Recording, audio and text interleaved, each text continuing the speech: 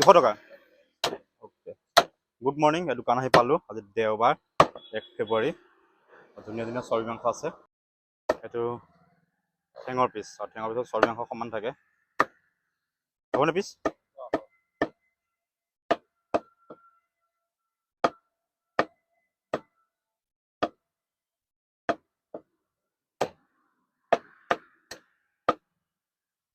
একদম জোখৰ পিচ চৰ্বি মাংস আছে আহক আপোনালোক আৰু মোৰ ভিডিঅ' চাই থাকে ধন্যবাদ চাই দিব লাইক কমেণ্ট শ্বেয়াৰ কৰি দিব আৰু এইটো এটা মাল আনিছোঁ একদম পূৰা 30 কেজি চাইজৰ ধুনীয়া মাল এইটো 50 কেজি অলপ এইটো একদম কাটি দিছোঁ আপোনালোক আহক আৰু আজি মজা মাল এটা আছে একদম এইটো দেখিছে এইটো 30 কেজি চাইজৰ মাল একদম ধুনীয়া চৰ্বি মাংস বিট ওলাইছে আৰু দেখিছে মজা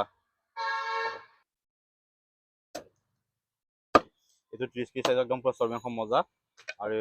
এইটো 50 কেজি চাইজৰ 50 কেজি চাইজৰ 20 কেজি আনিছিলোঁ আৰু 30 কেজি আনিছোঁ আৰু দেওবাৰ ধুনীয়া বিক্ৰী হৈছে আজি পিকনিক গৈছে মানুহ আহক আপোনালোকো আহক পৰজোৱা দোকান খোলা আছে দোকানতে আছোঁ আজি মই একদম মজা মজা সৰু সৰু পিচ কৰি দিছোঁ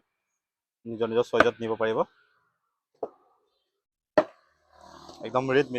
মিটটো অকল ঠেঙত থাকে আৰু গাহৰিটো একদম অসমত জনপ্ৰিয় খাদ্য আপোনালোকে খাওক এনজয় কৰক গাহৰি খাওক এনজয় কৰক আৰু মোৰ ভিডিঅ' চাই থাকে ধন্যবাদ আৰু লাইক কমেণ্ট শ্বেয়াৰ কৰি দিব আৰু যদি সময় আছে সময় পায় ইউটিউবত গৈ ইউটিউবৰ লিংকটো দিয়া আছে ছাবস্ক্ৰাইব কৰি দিব অকণ আগবাঢ়ি যোৱাত সহায় কৰক আৰু এইটো বেলি পিচ মজা মজা আহক